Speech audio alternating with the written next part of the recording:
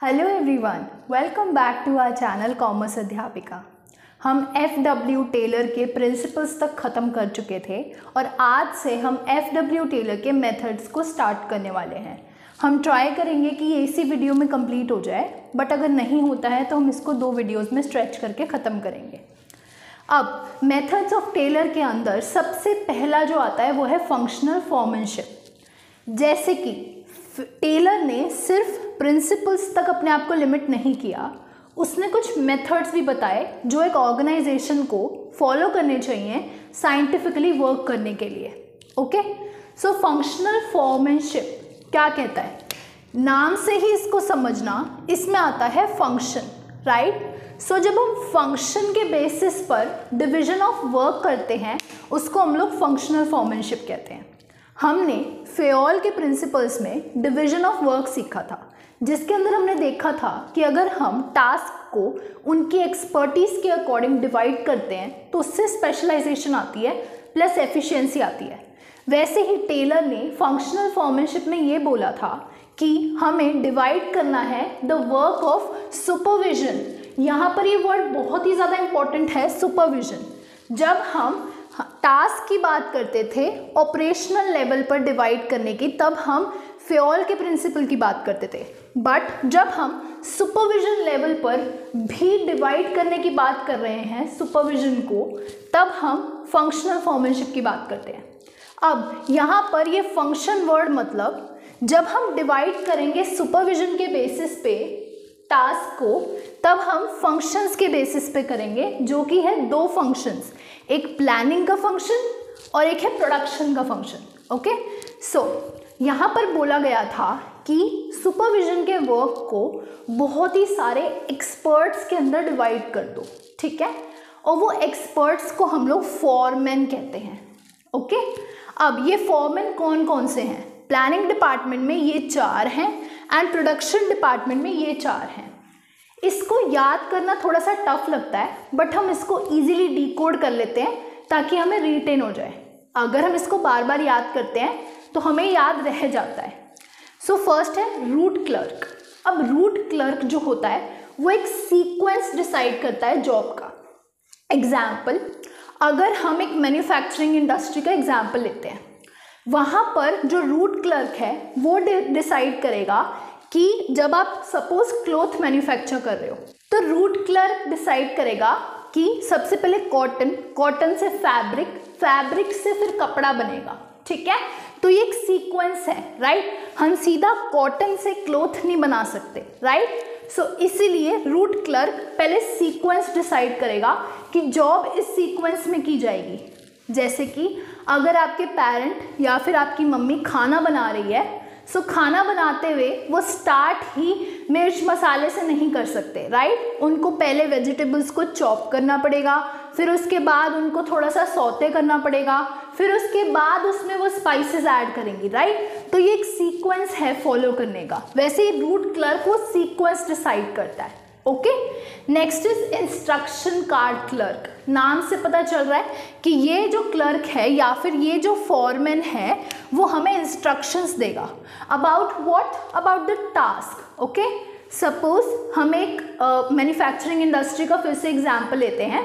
वहाँ पर एक मशीन है जिसको ऑपरेट करने के लिए instruction card clerk properly instructions बताएगा कि ये मशीन को ऐसे ऑपरेट किया जाता है।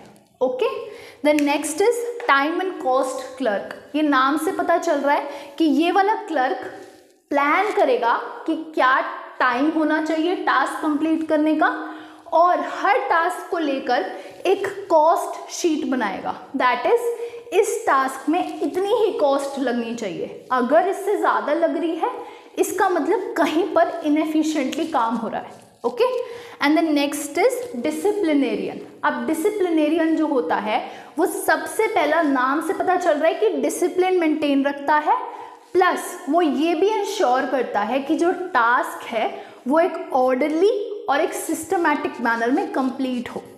एग्जाम्पल ले लो इसका। सपोज एक फैक्ट्री है जहाँ पर स्ट्राइक्स बहुत ज़्यादा होती हैं, तो डिसिप्लिनेरियन इंश्योर करेगा कि हर बंदा जो है वो प्रोटोकॉल्स को फॉलो कर रहा है स्ट्राइक के, ऐसे ही कोई भी स्ट्राइक नहीं कर रहा है कंडक्ट, प्रॉपरली स्ट्राइक कंडक्ट कर रहा है, लीगल स्ट्राइक कंडक्ट कर रहा है, और ये भी इंश्योर करेगा कि जो सारा काम है वो एक सिस्टमैटिक मैनर में कंप्लीट हो जाए। ओके, ये आप सिर्फ अगर ये कीवर्ड्स भी याद रखते हैं तो आपको ये पूरा लिखने में आसानी रहेगी। अब नेक्स्ट आते हैं प्रोडक्शन फंक्शन या फिर प्रोडक्शन डिपार्टमेंट के अंदर सबसे पहला होता है गैंग बॉस। अब गैंग बॉस का जो काम होता है वो ये होता है कि वो इंश्योर करता है कि सारे रिसोर्सेज, सारे की सारी मशीनरीज, सारी की सारी एसेट्स जो कि प्रोडक्शन के लिए ज़रूरी हैं वो अवेलेबल हों।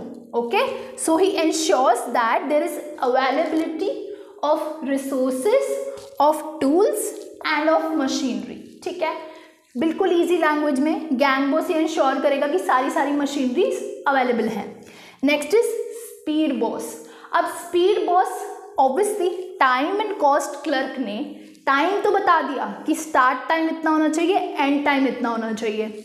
स्पीड बॉस ये इंश्योर करेगा कि वो टास्क जो है रिक्वायर्ड पेस पे चल रहा है, मतलब रिक्वायर्ड स्पीड पे चल रहा है, ताकि जो टाइम हमारे टाइम एंड कॉस्ट क्लर्क ने बनाया है उसके अंदर काम कंप्लीट हो जाए। फॉर एग्जाम्पल, अगर एक रेस्टोरेंट का एग्जाम्पल लो, स्पीड बॉस ये इंश्योर करेगा कि जब भी पीक आवर्स हैं तो सारे ऑर्डर्स टाइमली मैनर में डिस्पैच हो रहे हैं। प्लस अगर उसको लगता है कि हमारे पास ऑनलाइन ऑर्डर्स भी आ रहे हैं, सो इट्स इम्पॉर्टेंट कि स्पीड बॉस ये इंश्योर करे कि सारा टाइम पे काम कंप्लीट हो जाए। Okay, next is repair boss. It is pretty much evident from the name itself that repair boss ensures that the machineries and the tools are in workable conditions. That means वो ये ensure करते हैं कि जो भी सारी machineries हैं वो रिपेयर्ड हैं, प्रॉपरली वर्क कर सकती हैं, ताकि कोई भी प्रोडक्शन का डे खराब ना हो। Okay, and the next is inspector. हमें इसमें और इसमें बहुत ही ज़्यादा कन्फ्यूजन होती है, बट डिसिप्लिनेरियन टाइमली और सिस्टमैटिकली काम खत्म हो ये इंश्योर करता है, whereas inspector quality control check करता है।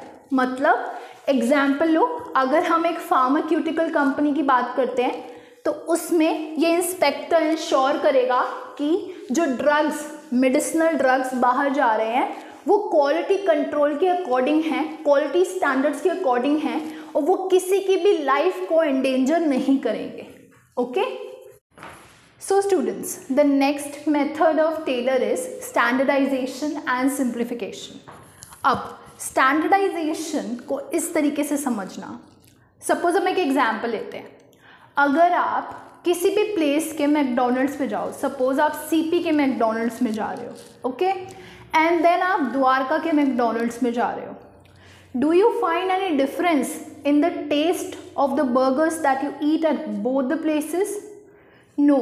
अगर आप वहाँ पर भी आलू टिक्की बर्गर लेते हो और वहाँ पर भी आलू टिक्की बर्गर लेते हो तो दोनों का टेस्ट सेम होता है, राइट? बिकॉज वहाँ पर स्टैंडर्डाइजेशन हो रखा है। स्टैंडर्डाइजेशन का मतलब ये होता है जब हम स्टैंडर्ड्स या फिर बेंचमार्क सेट कर देते हैं, ठीक है?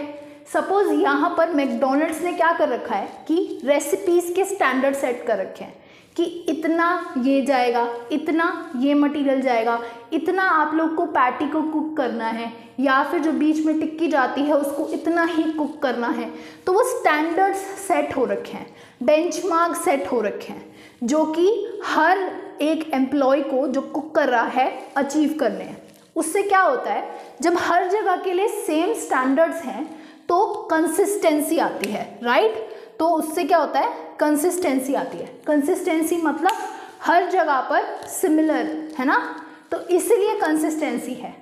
अब जो ये स्टैंडर्ड्स हैं वो सिर्फ क्वालिटी को लेकर नहीं होते, बहुत ही सारी चीज़ों को लेकर होते हैं। जैसे कि स्टैंडर्ड रिगार्डिंग साइज़, कि आपको इतना ही साइज़ बनाना है। अब सपोज कि आप जा रहे हो कोई भी चीज़ खरीदने के लिए, ठीक है? उसमें एक तो प्रोडक्शन कर रहा है एम्प्लॉय जो कि एक बड़ा साइज़ प्रोड्यूस कर देता है और एक छोटा साइज़ प्रोड्यूस कर देता है, तो this is not consistent, right? अगर दो कस्टमर्स इसको खरीदेंगे और साइज़ डिफरेंस देखेंगे तो they will not be happy about it. So standards सिर्फ क्वालिटी को नहीं होते, साइज से रिलेटेड, कलर से रिलेटेड, सर्विस से रिलेटेड भी होते हैं। जैसे कि अगर आप जाओ और आप ताज होटल जाओ, अब ताज होटल बहुत ही सारी जगहों पर अवेलेबल है, बट जो सर्विस का लेवल है वो सेम है, बिकॉज उन्होंने सर्विस को भी स्टैंडर्डाइज कर रखा है, सर्विस के लिए भी बेंचमार्क सेट कर रखे हैं कि इतनी ही ऐसी ही सर्विस देनी है, ऐसे ही ग्रीट करना है, तो वो बेंचमार्क्स सेट हो रखे हैं या स्टैंडर्ड सेट हो रखे हैं, जिससे कि कंसिस्टेंसी और एफिशिएंसी आती है, राइट। अब ये पॉइंट पूनम गांधी में दिया हुआ है कि अगर हम स्टैंडर्डाइजेशन करते हैं दैट लीड्स टू इंटरचेंजेबिलिटी। इसका क्या मतलब है, अगर स्टैंडर्ड सेट है सपोज, ओके, उससे अगर एक सीपी के एम्प्लॉय को द्वारका में शिफ्ट होना है तो वो आसानी से हो सकता है, क्योंकि रिसोर्सेज और जो भी सारी चीज़ें हमारे ऑर्गेनाइजेशन में हैं वो एक स्टैंडर्ड फॉलो करती हैं, और अगर वो किसी और प्लेस पर जाकर भी काम करेंगी तो उनको सेम ही काम परफॉर्म करना है, तो दैट लीड्स टू इंटरचेंजेबिलिटी। अब ये ऑर्गेनाइजेशन में इंटरचेंजेबिलिटी हर डिपार्टमेंट में पॉसिबल है, राइट। अगर आप स्टैंडर्ड्स मेंटेन कर रहे हो तो रिसोर्सेज एक डिपार्टमेंट से दूसरे डिपार्टमेंट में मूव कर सकते हैं, मोबाइल हैं, okay. The next is, so standardisation को सिर्फ इतना याद रखना है आपको, स्टैंडर्ड या बेंचमार्क सेट करना जिससे कंसिस्टेंसी इंश्योर होती है और इंटरचेंजेबिलिटी भी हो सकती है। अब नेक्स्ट है सिंप्लीफिकेशन। नाम से पता चल रहा है सिंप्लीफाई कर दो। सिंप्लीफिकेशन के अंदर आप अपने प्रोडक्ट्स की डाइवर्सिटी को रिड्यूस करते हो। अगर आपने कभी शार्क टैंक देखा हो, I don't know if you see it और नॉट, तो शार्क टैंक में यूजुअली क्या होता है, जो शार्क्स बैठे होते हैं वो कुछ जो एंटरप्रेन्योर्स होते हैं उनको ये एडवाइस देते हैं कि आप अपने प्रोडक्ट्स की जो आपने क्वांटिटी इतनी बढ़ा रखी है वो कम करो, वैरायटी को कम करो, ठीक है। इसका एक क्लासिक एग्जाम्पल है एप्पल। एप्पल इतने प्रोडक्ट्स में डील नहीं करता, लैपटॉप्स, एयरपॉड्स, मोबाइल फ़ोन्स या 2-3 और चीज़ें, मतलब प्रोडक्ट की इतनी डाइवर्सिटी नहीं है, उन्होंने लिमिट कर रखा है, बट उसी में उन्होंने क्वालिटी को मेंटेन कर रखा है और वहीं पर वो प्रीमियम चार्ज करते हैं आपसे, राइट, ज़्यादा प्राइस चार्ज करते हैं। तो सिंप्लीफिकेशन का मतलब होता है कि आप अपने प्रोडक्ट की वैरायटी को कम कर दो, क्योंकि अगर आप ज़्यादा वैरायटीज़ रख रहे हो, सपोज मैं एक बिजनेस हूँ, मैं कपड़े का भी कर रही हूँ, मैं स्किन केयर का भी कर रही हूँ, मैं हेयर केयर का भी कर रही हूँ, मैं सब चीज़ों का बिजनेस एक साथ शुरू कर देती हूँ, उससे क्या होगा, मुझे ज़्यादा इन्वेंट्री रखनी पड़ेगी, राइट, ज़्यादा स्टॉक रखना पड़ेगा चीज़ों का, और ज़्यादा स्टॉक रखने से कॉस्ट बढ़ती है, वेयर हाउस की कॉस्ट बढ़ रही है अगर आपकी इनिशियली सेल्स नहीं है, तो इससे क्या हो रहा है, आपके कॉस्ट ही बढ़ते हैं इवेंचुअली। तो इसलिए आपको अपनी वेराइटीज़ को रिड्यूस कर देना चाहिए। वेराइटीज़ और डाइवर्सिटी बेशक कम रखो, बट क्वालिटी को मेंटेन रखो, okay. Now the next method of Taylor is work study. अब वर्क स्टडी के अंदर we try to determine the best way of performing the work with minimum cost and maximum utilization of resources. Don't be confused, work study के अंदर 4 या 5 तरीके की studies आती हैं। सबसे पहला है फटीग स्टडी। अब फटीग का मतलब होता है थक जाना, ठीक है। कोई भी इंसान काम करते करते थकेगा ही थकेगा, right. Every person is bound to get tired while he is performing a task continuously. Suppose आप भी अपने स्कूल में जब कॉन्टीन्यूसली 8 पीरियड्स तक बैठते हो, आप भी थक जाते हो, इसलिए आपको भी बीच में रेस्ट दिया जाता है in the form of lunch break, right. वैसे ही एक ऑर्गेनाइजेशन के अंदर भी a person performs a lot of task, तो फटीग स्टडी फाइंड आउट करती है frequency, duration and number of rest intervals that are required by a person to feel energetic again to work again. Example के थ्रू देखो, इन तीनों को समझने के लिए सपोज एक वर्कर को 10 मिनट्स का ब्रेक चाहिए, तो ड्यूरेशन हो गई 10 मिनट्स, लेकिन ये 10 मिनट्स का ब्रेक हर 2 घंटे में देना चाहिए, ठीक है। तो ये हो गई फ्रीक्वेंसी। फ्रीक्वेंसी मतलब नंबर ऑफ टाइम्स, कितनी बार आपको देना पड़ेगा, राइट। सो 10 मिनट का ब्रेक हर 2 घंटे में अगर दे रहे हो तो नंबर ऑफ रेस्ट इंटरवल्स कितने हो गए। अगर एक इंसान टोटल 8 घंटे का काम करता है तो टोटल नंबर ऑफ रेस्ट हो गया 40 मिनट्स का, ठीक है। तो एक फटीग स्टडी में हर ऑर्गेनाइजेशन को अपने काम के बर्डन के अकॉर्डिंग, अब ये मैंने सिर्फ एक हाइपोथेटिकल एग्जांपल दिया है, हर ऑर्गेनाइजेशन के वर्कलोड के अकॉर्डिंग ये डिफरेंशिएट भी कर सकता है, ठीक है। वहीं पर उनको फ्रीक्वेंसी, ड्यूरेशन और number of rest intervals find out करने होते हैं, ठीक है। अब टेलर ने ये सजेस्ट किया कि फटीग स्टडी करते हुए ये नहीं कि वर्कर अपने मन से बोल रहा है चलो एक काम करो हर 20 मिनट, हर 2 घंटे में 20 मिनट का ब्रेक दे दो, नहीं, आपको साइंटिफिकली देखना पड़ेगा। और आप ये कैसे देखोगे? ऑब्जर्व करके। आप सबसे पहले अपने वर्कर को ऑब्जर्व करना स्टार्ट करो जब वो काम कर रहा है। काम करते करते ये ऑब्जर्व करो कब उसकी एफिशिएंसी घट रही है, वो थक रहा है, ठीक है। तो देखो कब वो टायर्ड हो रहा है, ठीक है, and that he needs a rest. उसके बाद उसको रेस्ट इंटरवल दो। रेस्ट इंटरवल देने के बाद आप ये चेक करो कि कितनी देर के रेस्ट के बाद वो फिर से एनर्जेटिक फील कर रहा है, हैप्पी फील कर रहा है, ओके। तो ये पूरा प्रोसेस चलाओ, फाइंड आउट करो कि कितना रेस्ट इंटरवल या उनको कितनी फ्रिक्वेंसी चाहिए रेस्ट की, ओके। सो इससे हमें फटीग स्टडी का पता चलता है। तो फटीग स्टडी भी साइंटिफिकली करनी होती है, एक्सपीरियंस, इंट्यूशन इस बेसिस पे नहीं करनी होती है।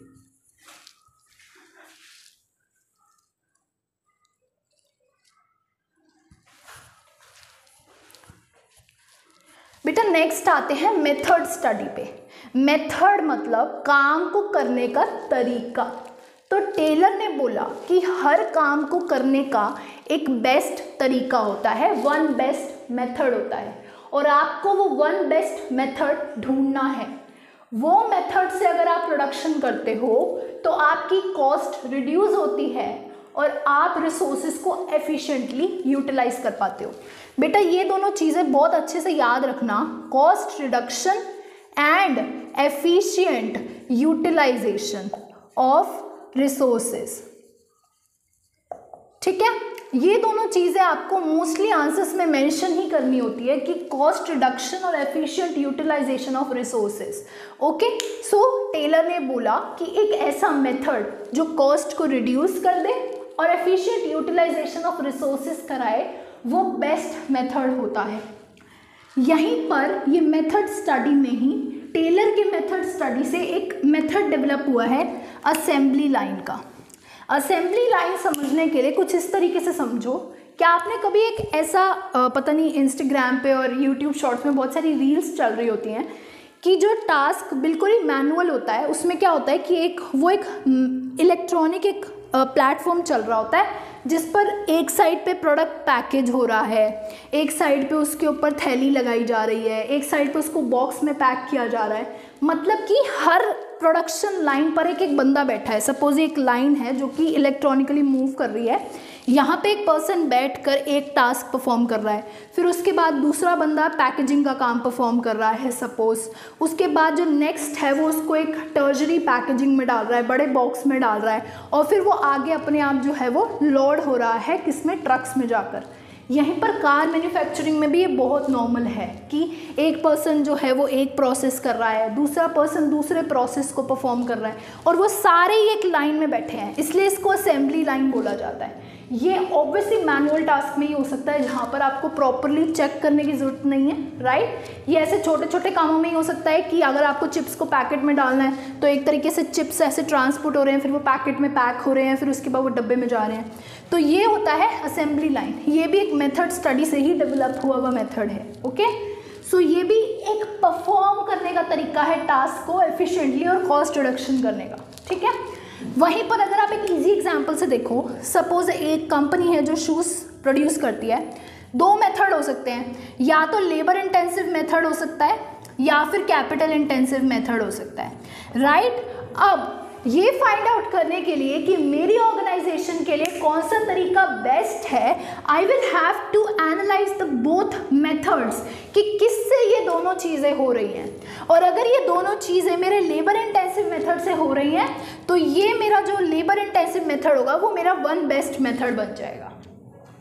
सो students, the next method of Taylor is time study.